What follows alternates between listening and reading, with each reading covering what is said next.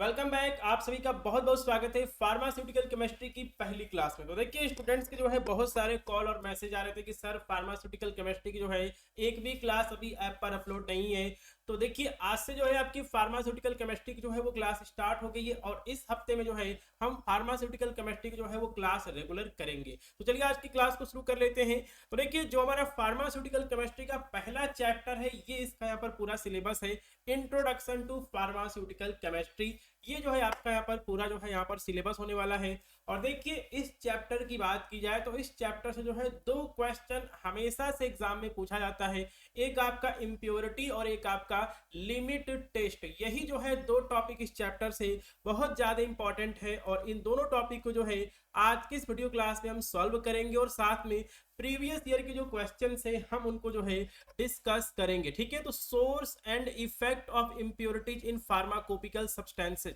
तो देखिए जो भी आपकी दवाइयां होती हैं उनके अंदर जो है इम्प्योरिटी यानी कि अशुद्धियां कहां कहां से आ सकती हैं, उसके इफेक्ट उसके प्रभाव जो है क्या पढ़ेंगे। ठीक है, और क्या है importance of limit test. Limit test का जो है इंपॉर्टेंस क्या है, महत्व क्या है, principle and procedure of limit test, principle and procedure of limit test for chloride sulphate iron heavy metals and arsenic. और इसमें सबसे जो इंपॉर्टेंट जो कि एग्जाम में बार बार पूछा जाता है वो है आपका आर्सेनिक का लिमिट टेस्ट हो गया, आयरन का लिमिट टेस्ट हो गया, बार बार जो है ये एग्जाम में पूछा जाता है। ठीक है, तो चलिए आज की क्लास को शुरू कर लेते हैं।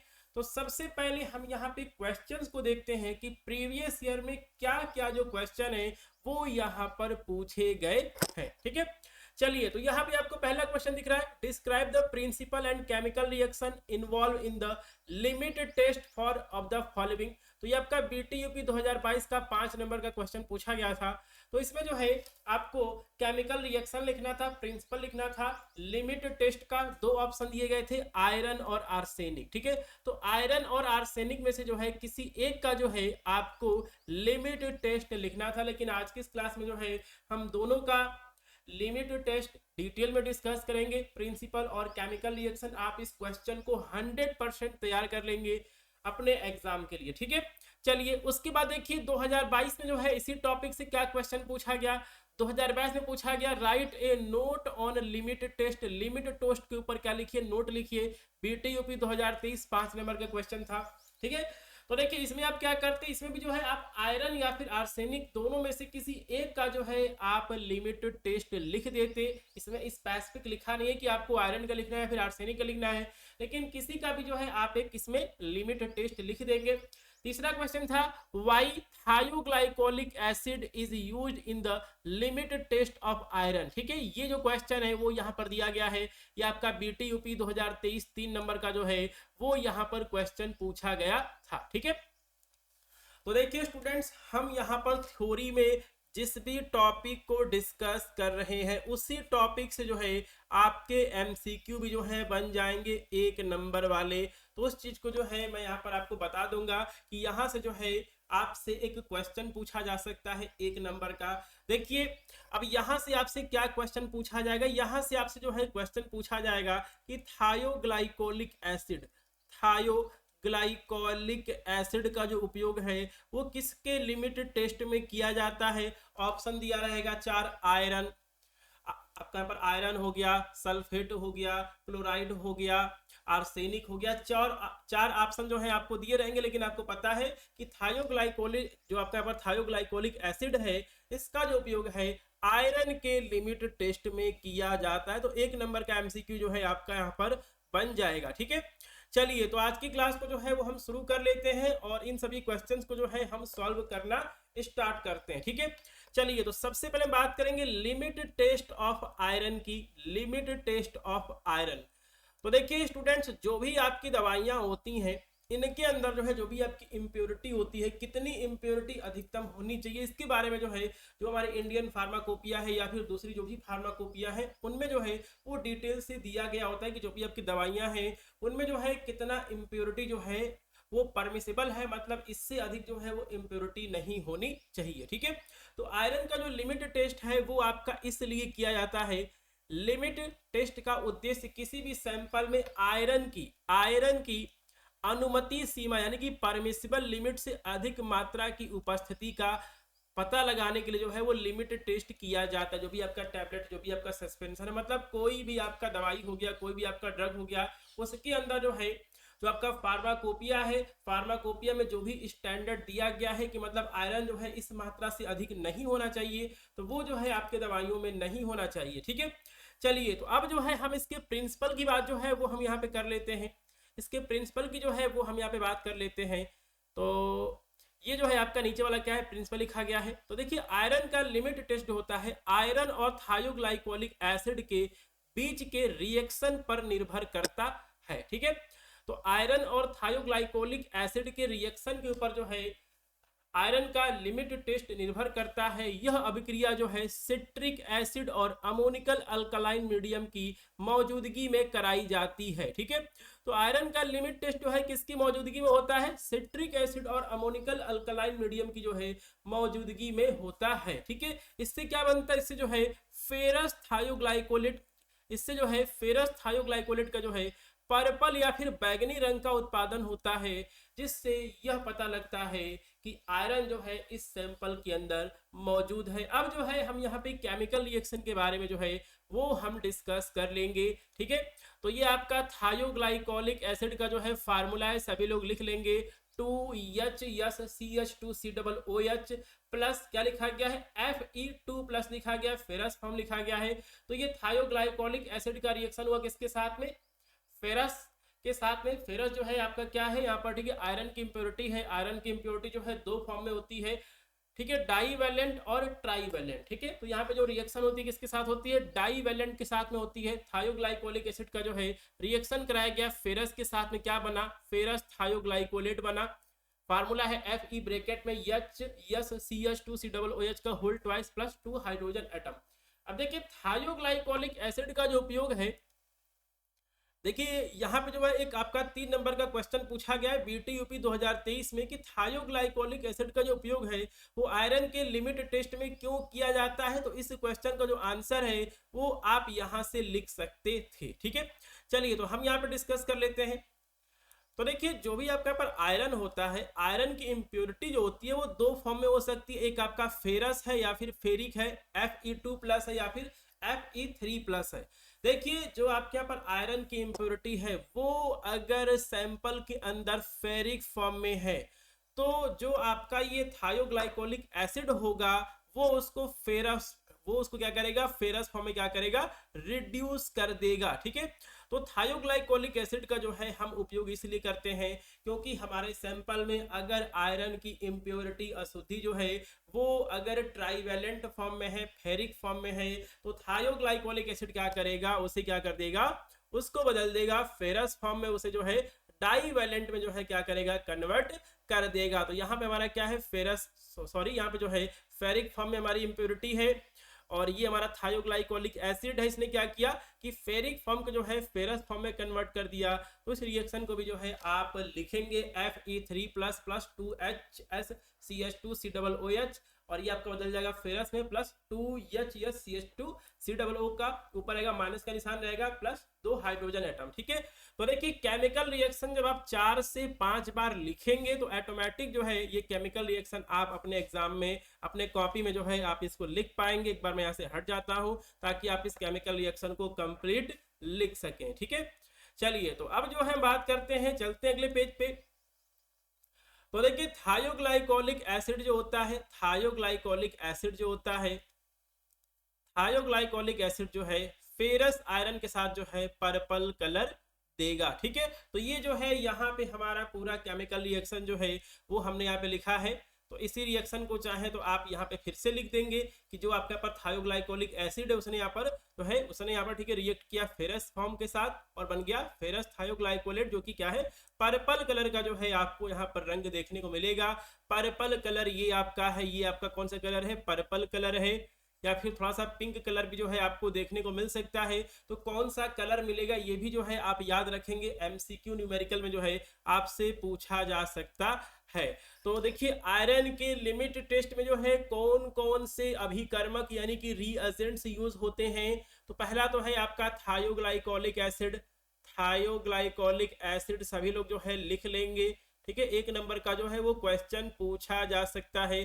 थायोग्लाइकोलिक एसिड क्यों यूज होता है, इस चीज को भी जो है हमने डिस्कस कर लिया है। और क्या यूज होता है, सिट्रिक एसिड भी जो है वो किस में यूज होता है, आयरन के लिमिट टेस्ट में जो है वो सिट्रिक एसिड का भी जो है वो उपयोग किया जाता है। 1 नंबर का डायरेक्ट क्वेश्चन पूछ लेगा। ठीक है, चलिए और क्या लिखा गया है, तो देखिए आयरन के लिमिट टेस्ट में, आयरन के लिमिट टेस्ट में हम जो भी रिएजेंट, जो भी केमिकल्स यूज कर रहे हैं वो पूरी तरीके से जो है आयरन से मुक्त होने चाहिए, मतलब उनमें जो है वो आयरन नहीं होना चाहिए। और देखिए जो भी हमारे पास रिएजेंट होगा, जैसे कि आपका सिट्रिक एसिड हो गया, थायोग्लाइकोलिक एसिड हो गया, जो भी उसका कंटेनर होगा, जो भी उसका बोतल होगा, उस पर क्या लिखा रहेगा, ये चीज लिखी रहेगी FET। इसका मतलब क्या होता है कि जो आपका ये रिएजेंट है वो क्या है, आयरन से फ्री है, उसमें जो है आयरन नहीं जो है उसके अंदर मौजूद है। ठीक है, और देखिए जो आपके पर आयरन का जो यहाँ पर लिमिट टेस्ट है, किसमें कैरी किया जाता है, किसमें जो है इसको कंडक्ट किया जाता है, नेशनल सिलेंडर में। 1 नंबर का MCQ जो है वो यहाँ से पूछा जा चुका है कि जनरली आमतौर पर जो है जो भी आपके लिमिट टेस्ट होते हैं किसमें जो है कराए जाते हैं, नेशनल सिलेंडर में कराए जाते हैं। MCQ जो है यहाँ से आपसे ऑलरेडी पूछा जा चुका है और आगे भी जो है आपसे पूछा जा सकता है। ठीक है, चलिए तो यही से जो है एक चीज यहां से और पूछता है कि जो हमारा आयरन का लिमिट टेस्ट होता है इसमें जो है सिट्रिक एसिड का जो उपयोग है वो क्यों किया जाता है। ठीक है, तो इसके बारे में जो है वो हम यहाँ पे डिस्कस कर लेते हैं। थायोग्लाइकोलिक एसिड का तो हमने डिस्कस कर लिया है, लेकिन जो आपका पर आयरन का लिमिट टेस्ट, इसके अंदर जो है सिट्रिक एसिड का जो है उपयोग क्यों किया जाता है, इसके बारे में जो है हम यहाँ पे बात कर लेते हैं।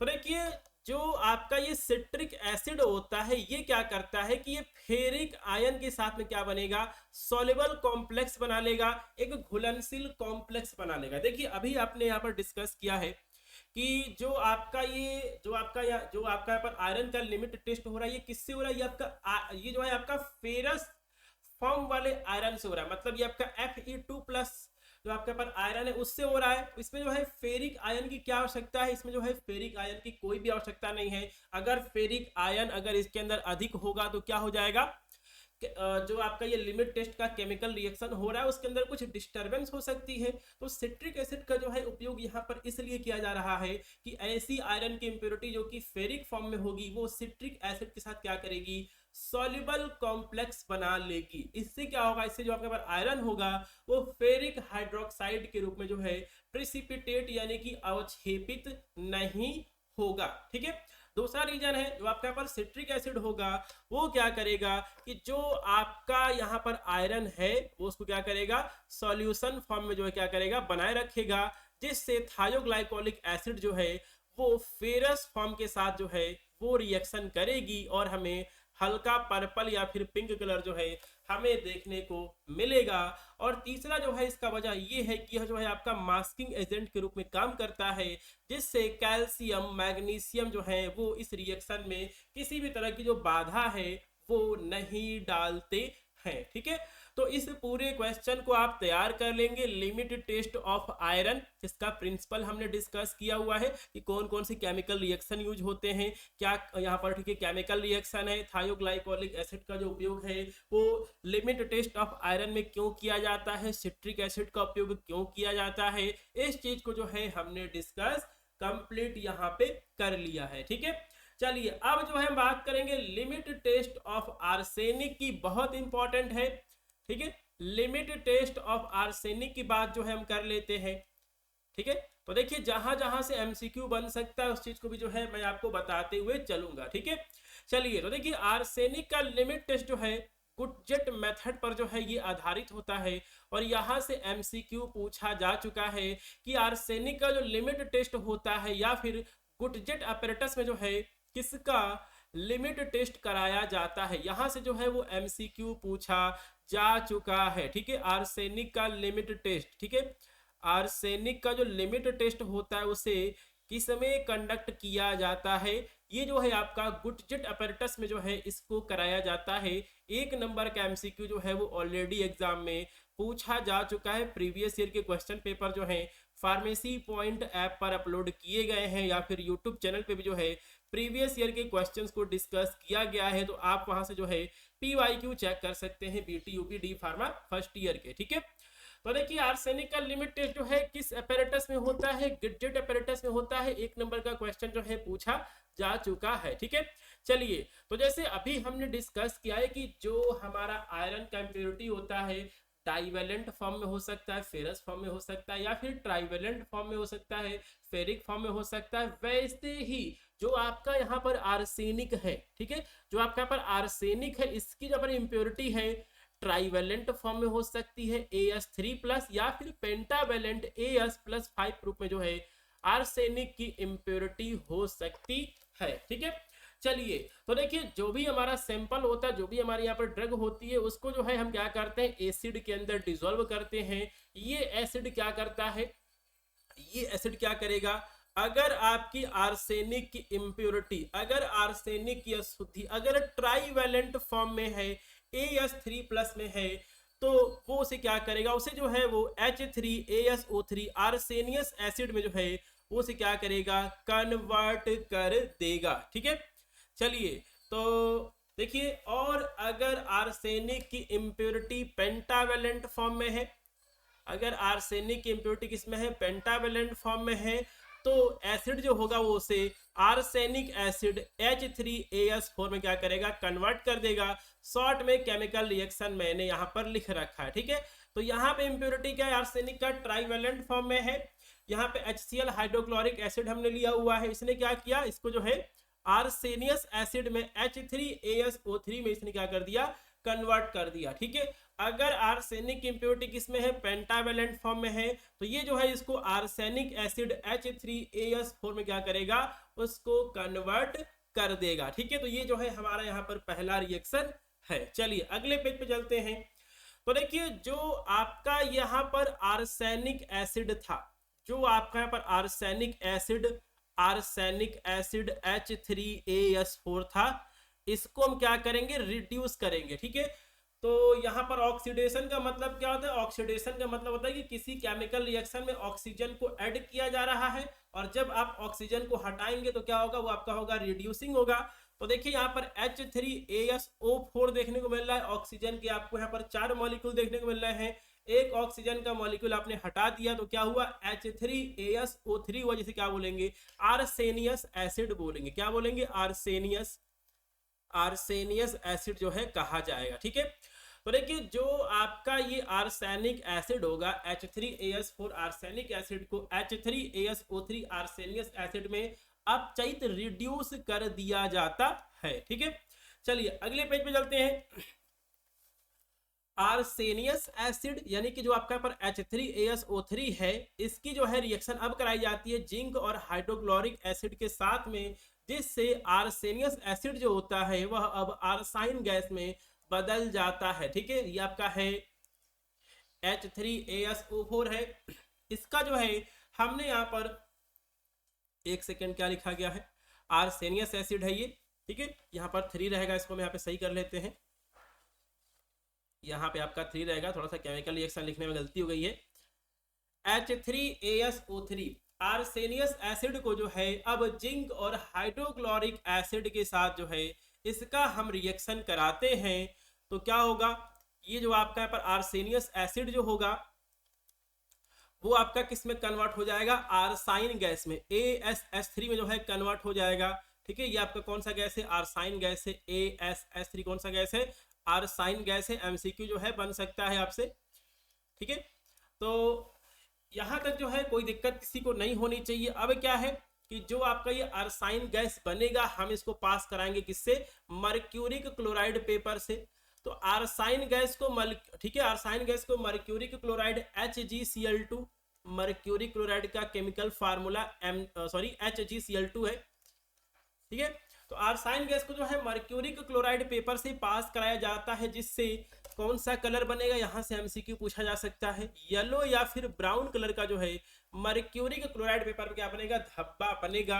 केमिकल रिएक्शन की बात की जाए ये हमारा आर्साइन गैस है 2AsH3 मर्क्यूरी क्लोराइड का पेपर, तो ये बनेगा प्लस ट्रू हाइड्रोक्लोरिक एसिड बन जाता है, जो कि ये आपको जो है येलो या फिर ब्राउन कलर का जो है आपको स्टेन यानी कि धब्बा जो है आपको मर्क्यूरी क्लोराइड के पेपर पे जो है आपको देखने को मिलता है। ठीक है, तो ये दो क्वेश्चन बहुत ज्यादा हमने इंपॉर्टेंट डिस्कस किए हैं, लिमिट टेस्ट ऑफ आयरन और लिमिट टेस्ट ऑफ आर्सेनिक। इन दोनों क्वेश्चन को जो है आप इस चैप्टर नंबर 1 में प्रिपेयर कर लेंगे। ठीक है, चलिए अब चलते हैं हम अगले क्वेश्चन पे। अगला जो क्वेश्चन है ये भी जो है एग्जाम में पीवाईक्यू में आ चुका है। कौन कौन से क्वेश्चन है, चलिए पहला है आपका discuss any three different sources of impurities in pharmaceutical. जो भी आपके फार्मास्यूटिकल है उनके अंदर जो है इम्प्योरिटी के 3 स्रोत लिखिए। BTUP 2022 का क्वेश्चन है 3 नंबर का। ठीक है, और इसी टॉपिक से अगला क्वेश्चन है define sources and effect of impurity in pharmacopoeial substances. जो भी आपके फार्माकोपिकल सब्सटेंसेज दवाइयां हैं उनके अंदर इम्प्योरिटी के सोर्स क्या है, उसका असर क्या होता है, और what is importance of limit test. BTUP 2024 का 5 नंबर का जो है ये क्वेश्चन है। ठीक है, तो इन दोनों क्वेश्चन का जो है हम आंसर एक ही करेंगे। सबसे पहले जो है हम यहाँ पे लॉन्ग आंसर को डिस्कस करेंगे, जो कि हमारा है यहाँ पर क्वेश्चन नंबर 4। और अगर आप इस क्वेश्चन को तैयार कर लेंगे तो ऑटोमेटिक जो है क्वेश्चन नंबर 3 आपका सॉल्व हो जाएगा। ठीक है, चलिए तो हम बात करते हैं कि इम्प्योरिटी का मतलब क्या होता है, अशुद्धि, गंदगी। ठीक है, इम्प्योरिटी।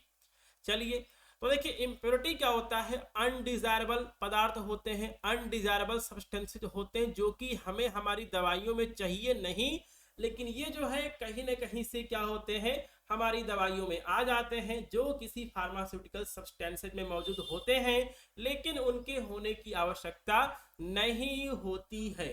ठीक है, ये जो है आपके मुख्य दवा यानी कि एक्टिव फार्मास्यूटिकल इंग्रेडिएंट API या फिर एक्सिपिएंट में अलग अलग स्रोतों से आ सकती है। जैसे कि मैंने बताया था फार्मास्यूटिक्स में कि जो भी आपकी दवा होती है वो बेसिकली क्या होती है, डोजेज फॉर्म होती है। एक डोजेज फॉर्म के अंदर दो चीजें होती हैं, एक तो आपका हो गया एक्टिव फार्मास्यूटिकल इंग्रेडिएंट यानी कि मेन इंग्रेडिएंट, जैसे कि पैरासीटामोल का टैबलेट है तो पैरासीटामोल का मॉलिक्यूल्स, प्लस पैरासीटामोल टैबलेट बनाने के लिए बहुत सारे जो है उसमें एक्सिपिएंट्स यूज होते हैं, एडिटिव्स जो है वो यूज होते हैं। तो देखिए जो आपकी इम्प्योरिटी है वो आपका जो आपका पर मेन मटेरियल है, मेन मॉलिक्यूल है, वहां से भी आ सकती है। दूसरा जो आपके एक्सिपिएंट्स है वहां से भी जो है इम्प्योरिटी आपके दवाइयों में आ सकती है।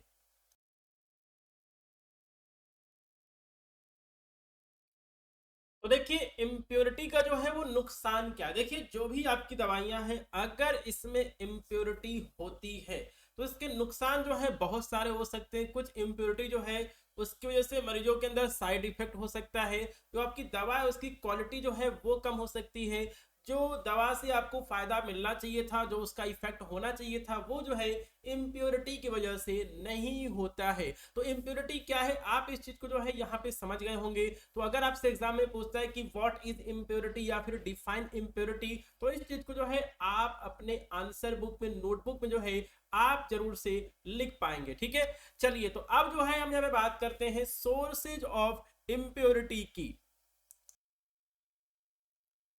तो हमें चलना होगा अगले पेज पे और यहाँ पे जो है हमने यहाँ पर हेडिंग डाल रखा है सोर्सेज ऑफ इम्प्योरिटी, अशुद्धियों के स्रोत। ठीक है, सोर्सेज ऑफ इम्प्योरिटी, तो ये जो है हमारी यहाँ पर हेडिंग पड़ी है।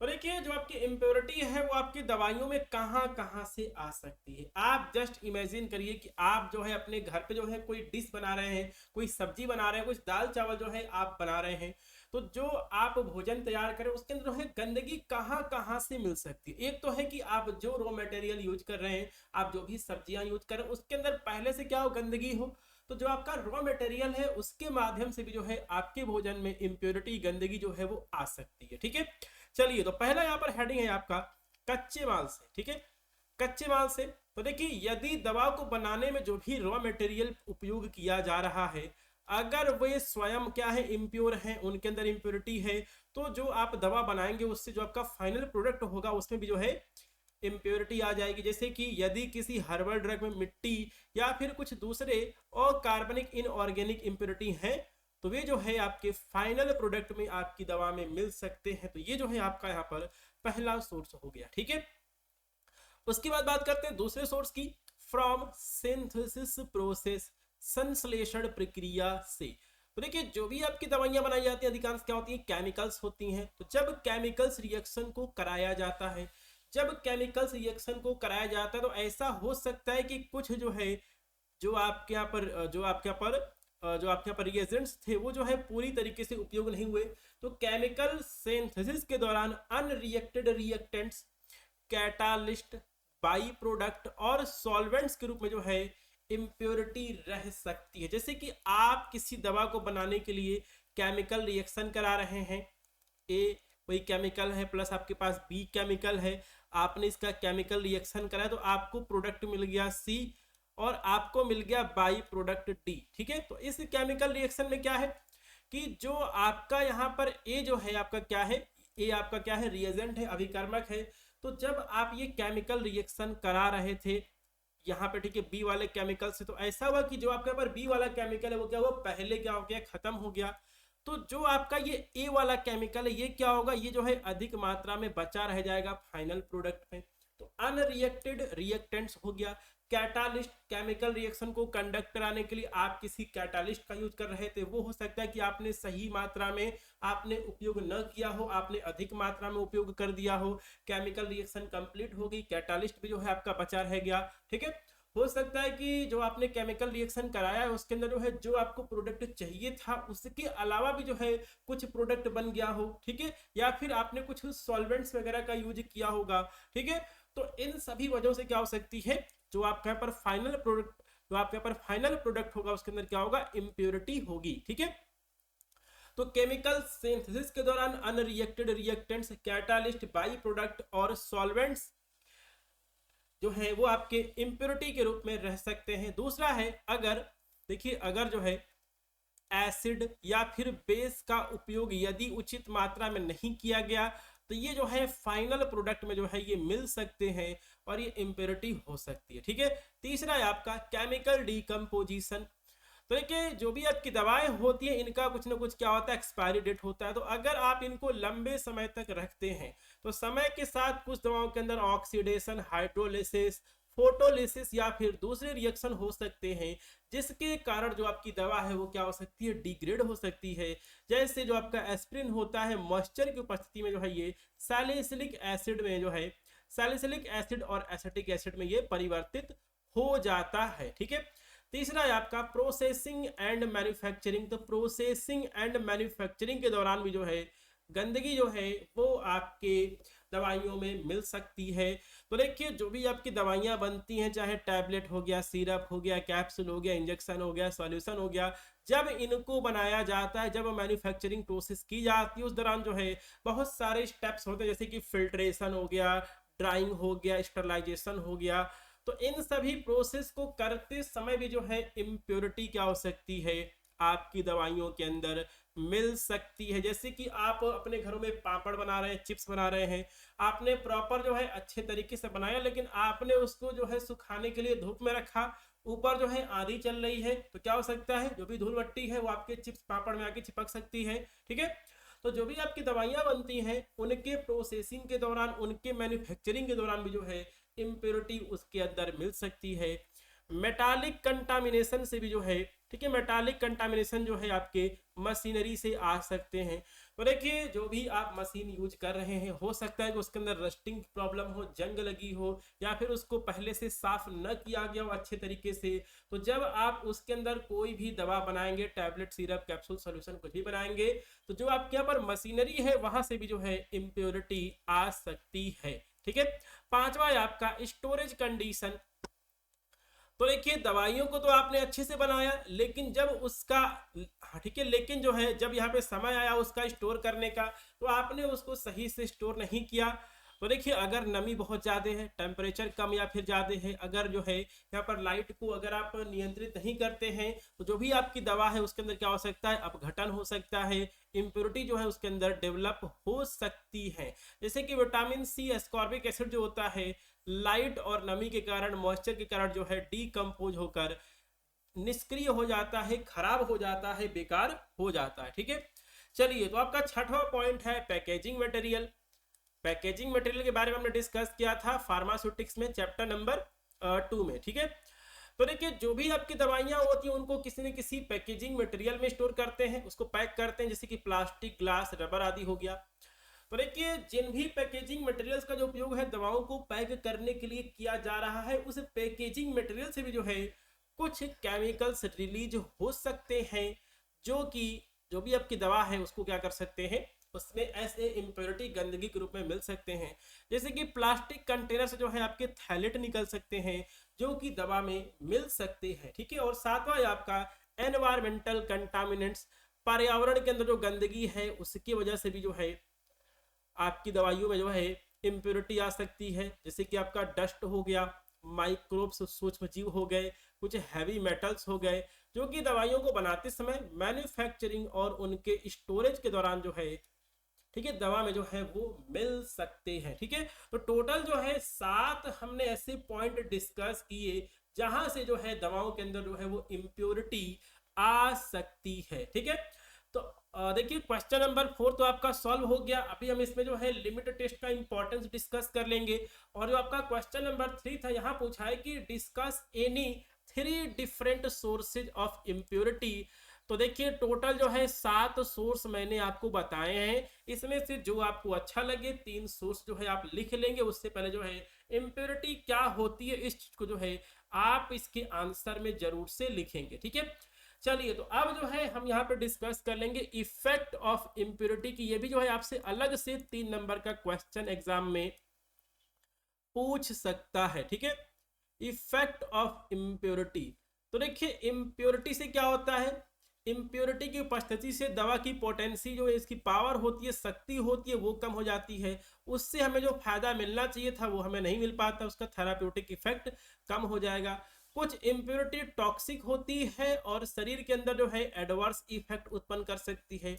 इम्प्योरिटी की मौजूदगी में जो है दवा की स्टेबिलिटी क्या हो जाएगी, प्रभावित हो जाएगी। उसका सेल्फ लाइफ क्या होगा, कम हो जाएगा। जो दवा 2 साल बाद खराब होनी थी पहले ही खराब हो जाएगी। इम्प्योरिटी के कारण दवा का कलर, ऑर्डर, टेस्ट या फिर सोलिबिलिटी क्या हो जाएगी, बदल जाएगी। उसका कलर चेंज हो सकता है, उसका गंध चेंज हो सकता है, उसका स्वाद चेंज हो सकता है, उसकी घुलनशीलता जो है वो बदल सकती है। ठीक है, चलिए अब हम बात करते हैं कि लिमिट टेस्ट का इंपॉर्टेंस क्या है, इसका महत्व क्या है। तो देखिए लिमिट टेस्ट जो होता है दवाओं के अंदर बहुत ही ज्यादा महत्वपूर्ण ये होता है। इसका उपयोग क्या है, इसका उपयोग जो है जो भी आपके फार्मास्यूटिकल कंपाउंड्स हैं, जो भी आपकी दवाइयां हैं, उनमें जो है कौन से हानिकारक इम्प्योरिटी हैं उनका पता लगाने के लिए किया जाता है। और हमारे फार्माकोपिया में जो है जितना जो है, ठीक है, अलाउ किया गया है उससे अधिक जो है इम्प्योरिटी हमारे सैंपल में, हमारी दवाइयों में नहीं होनी चाहिए। और लिमिट टेस्ट जो है यह इंश्योर करता है कि जो हमारी दवा है वो क्या है, वो जो है उच्च क्वालिटी की, हाई क्वालिटी की है। और उसमें जो आपकी इम्प्योरिटी है वो क्या है, जो भी उसका यहाँ पर मानक सीमा है, स्टैंडर्ड लिमिट है, उसके अंदर ही जो है इम्प्योरिटी होनी चाहिए। ठीक है, फार्मास्यूटिकल केमिस्ट्री में जो भी आपका लिमिट टेस्ट होता है, अलग अलग फार्माकोपिया के जो भी मानक है, जैसे कि इंडियन फार्माकोपिया, ब्रिटिश फार्माकोपिया, आपका हो गया यूएसपी हो गया, ठीक है, तो इन सभी के अनुसार जो है वो लिमिट टेस्ट जो है वो किया जाता है। और देखिए अगर इम्प्योरिटी अधिक मात्रा में होगी तो ये दवा की जो है प्रभावशीलता, उसकी जो है यहाँ पर एफिकेसी को क्या करेगी, खत्म कर देगी। जो आपके यहाँ पर दवाई होगी जल्दी खराब हो सकती है, जैसे कि अभी हमने यहाँ पर डिस्कस किया है कि effect of impurity in pharmacopoeial substances, जो भी आपके फार्माकोपियल सब्सटेंसेज दवाइयां हैं उनके ऊपर जो है इम्प्योरिटी का क्या प्रभाव पड़ता है। ठीक है, तो इन सभी क्वेश्चंस को आप अपने एग्जाम के लिए तैयार कर लेंगे। जो इसकी पीडीएफ है वो अभी अपलोड कर दी जाएगी ऐप पर, तो आप जो है पीडीएफ से अपने नोट्स जो है वो जरूर से प्रिपेयर करते रहें। और देखिए अगले महीने में यानी कि मई में जो है, सॉरी अप्रैल में जो है मेरी यहाँ पर कोशिश रहेगी कि जो आपका पूरा फार्मास्यूटिकल केमिस्ट्री का जो आपका सिलेबस है वो खत्म कर दिया जाए। जो और जो आपके यहाँ पर बाकी के सब्जेक्ट हैं उनका जो क्लास है वो आपका, ठीक है, रेगुलर चल रहा है, और वो भी जो है आपके टाइम से पहले जो है आपके खत्म हो जाएंगे। ठीक है, तो देखिए इसके बाद जो है फार्मास्यूटिकल केमिस्ट्री में जो है हमारा चैप्टर नंबर 2 है, जो कि है वॉल्यूमेट्रिक एनालिसिस। तो देखिए वॉल्यूमेट्रिक एनालिसिस से भी जो है बहुत सारे जो क्वेश्चन है वो एग्जाम में पूछे गए हैं प्रीवियस ईयर में, उनको जो है हम चैप्टर नंबर 2 में करेंगे। तो चलिए मिलते हैं चैप्टर नंबर 2 में। जय हिंद।